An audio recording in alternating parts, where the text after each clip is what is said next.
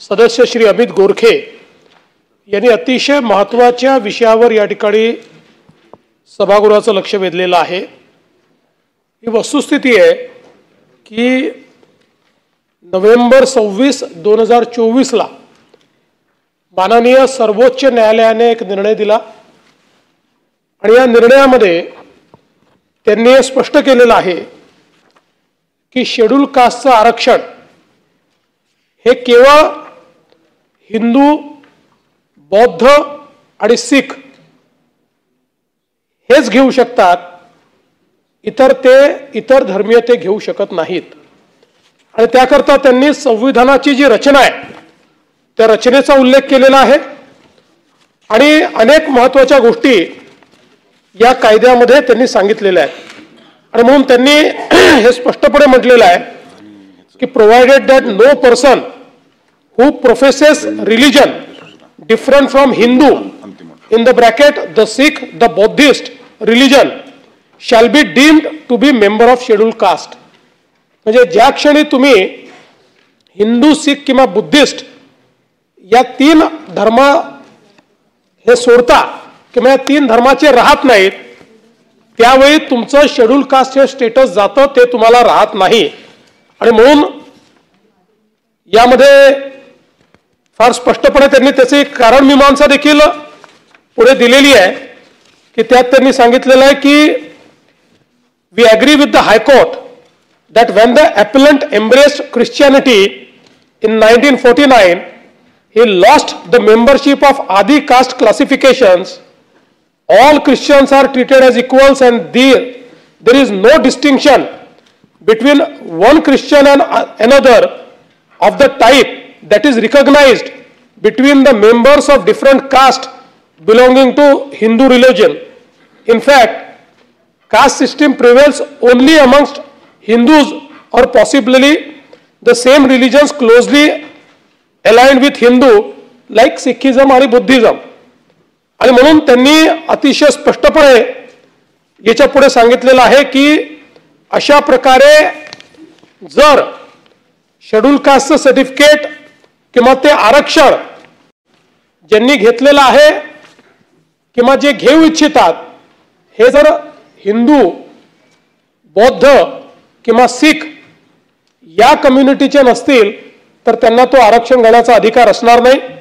आणि म्हणून सर्वोच्च न्यायालयाने जो काही निर्णय या ठिकाणी दिलेला आहे त्या निर्णयाच्या अनुषंगाने सन्माननीय सदस्यांनी जो मुद्दा उपस्थित केलाय की अशा प्रकारे जर कोणी इतर धर्मियांनी अशा प्रकारचे कागदपत्र देऊन शेड्यूल कास्टचं आरक्षण घेतलेलं असेल तर त्यांचं व्हॅलिडिटी सर्टिफिकेट आणि कास्ट सर्टिफिकेट हे विहित प्रोसिजर प्रमाणे रद्द करण्यात येईल। कोणी जर या संदर्भात काही फायदे घेतले असतील, सरकारी नोकरी घेतली असेल तर त्यांचं प्रमाणपत्र रद्द झाल्यानंतर नियमानुसार त्याच्यावर कारवाई होईल। कोणी जर खोट्या सर्टिफिकेटच्या आधारावर किंवा अशा प्रकारे सर्टिफिकेट मिळवून त्या ठिकाणी निवडणूक लढवली असेल तर त्याही संदर्भात ते सर्टिफिकेट रद्द झाल्यानंतर त्यांची निवडणूक रद्द करण्याची या ठिकाणी कायद्यातच तरतूद आहे, त्यामुळे ते देखील केलं जाईल। आणि या संदर्भात अधिक इफेक्टिव्ह कारवाई काय करता येईल त्याचा देखील विचार राज्य सरकार करेल। चित्राताई वाघ। अतिशय गंभीर आणि महत्त्वाचा हा प्रश्न आहे, परंतु मला असं वाटतं की हा प्रश्न फक्त नोकरी आणि आरक्षणापुरतीच मर्यादित नाही, तर हा जो क्रिप्टो ख्रिश्चन हा जो प्रकार आहे की गुप्तपणाने ख्रिश्चन धर्म स्वीकारून यामध्ये महिलांना फसवून त्यांच्याशी लग्न करून त्या मुलींना जीव देण्यापर्यंतच्या घटना राज्यामध्ये घडतायत। यामधली सांगलीची ऋतुजा पाटील जी कुपवाडची मुलगी होती, उच्च शिक्षित घराणं, उच्च शिक्षित मुलगी, आणि असं असताना सुद्धा जात लपवली गेली। सुकुमार राजगेकडनं तिच्याशी लग्न झालं, लग्नानंतर लक्षात आलं की हे ख्रिश्चन आहेत आणि अशा पद्धतीने ख्रिश्चन धर्म स्वीकारण्यासाठी तिचा अनन्वित असा छळ झाला आणि त्याची परिणिती अशी झाली की 7 महिन्याच्या गर्भवती ऋतुजाला आपला जीव गमवावा लागला। हा विषय थेट जरी असा नसेल तरी सभापती महोदय पुन्हा एकदा आपल्या माध्यमातून मला विचारायचं आहे की हे सगळं थांबवण्यासाठी धर्मांतरणाचा जो कायदा आहे तो या राज्यामध्ये अस्तित्वात असणं अतिशय गरजेचं आहे। अशा घटना घडतायत, ऋतुजामुळे आज एक विषय आपल्या समोर आलाय. अशा बऱ्याच घटना घडतायत. संबंधित छत्रपती संभाजीनगरच्या बालगृहामध्ये सुद्धा अशा पद्धतीने जबरदस्तीने धर्म बदलण्याचा त्या ठिकाणी प्रयत्न केला गेला. तर मला या ठिकाणी हाच प्रश्न पुन्हा एकदा थेट जरी याच्याशी संबंधित नसला तरी रिलेटेड प्रश्न आहे की धर्मांतरणाचा जो कायदा आहे तो राज्यामध्ये अस्तित्वात येणार आहे का? धन्यवाद. माननीय मुख्यमंत्री. माननीय महोदय, भारतीय संविधानाने प्रत्येक व्यक्तीला जो काही आपला धर्म असेल त्या धर्माप्रमाणे आचरण करण्याचं संपूर्ण स्वातंत्र्य दिलेलं आहे.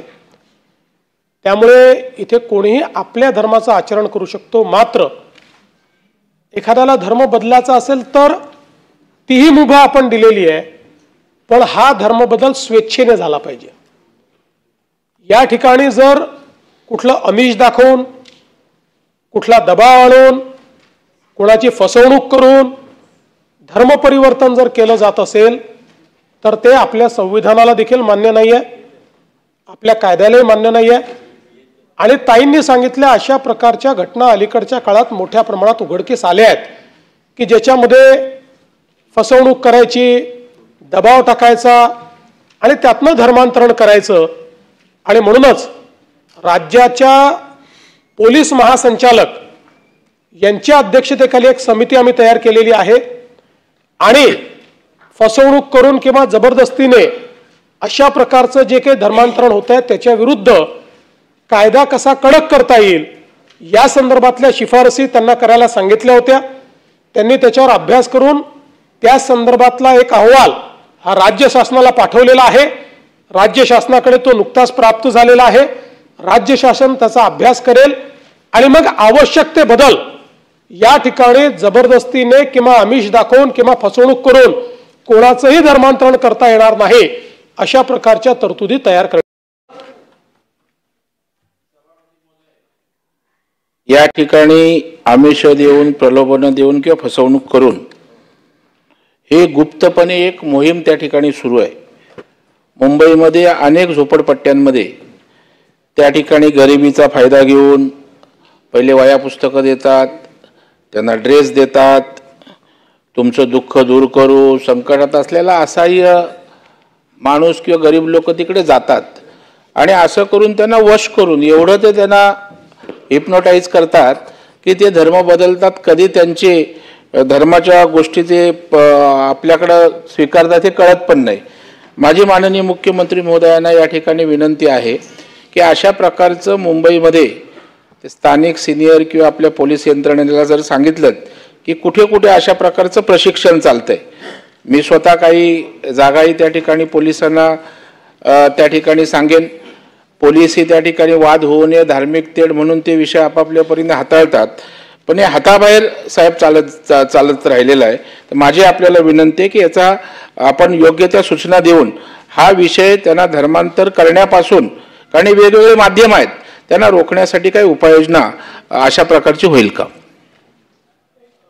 मी म्हणूनच सांगितलं की आपल्या देशामध्ये स्वेच्छेने कुठलाही धर्म स्वीकारायला बंदी नाही, ती बंदी टाकायचा सरकारचा विचार नाही. पण ह्या ज्या घटना होत आहेत, गरिबीचा फायदा घ्यायचा आणि आमिष दाखवून धर्म बदल करायला लावायचा, सेवा शुश्रूषा करतो आहे असं दाखवून धर्म बदलायला लावायचा, आम्ही काहीतरी तुम्हाला अधिकचं शिक्षण देतो पण तुम्ही धर्म बदला, अशा प्रकारचं प्रलोभन देऊन धर्म बदलायला लावायचा, अशा प्रकारच्या ज्या गोष्टी आहेत त्या संविधानाने दिलेल्या स्वातंत्र्याला मान्य नाही आहेत.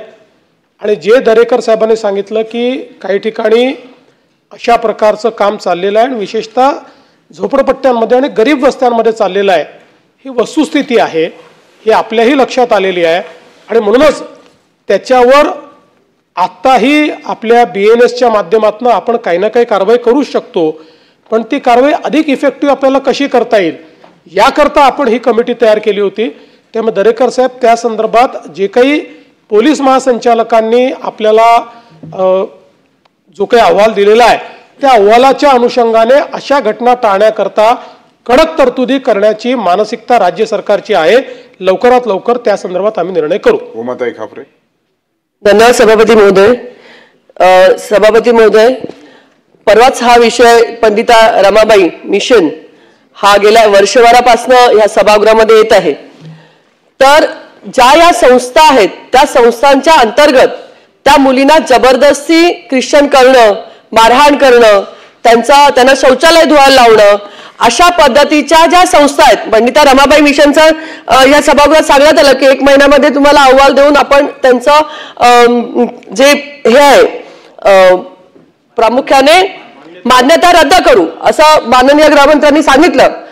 सभापती महोदय, वर्षभरापासून हा विषय या सभागृहामध्ये येतोय आणि माझं म्हणणं असं आहे की पंडिता रमाबाई मिशन ही संस्था एक आहेच, परंतु ज्या ख्रिश्चन संस्था आहेत त्या संस्थांमधलं सुद्धा आपण चौकशी करणार का आणि अशांवरती आपण कारवाई करणार का? सभापती महोदय, सरसकट सगळ्या संस्थांवर चौकशी किंवा कारवाई करण्याची आवश्यकता नाही. कुठल्याही धर्मियांना आपल्या संस्था चालवण्याचा अधिकार आहे.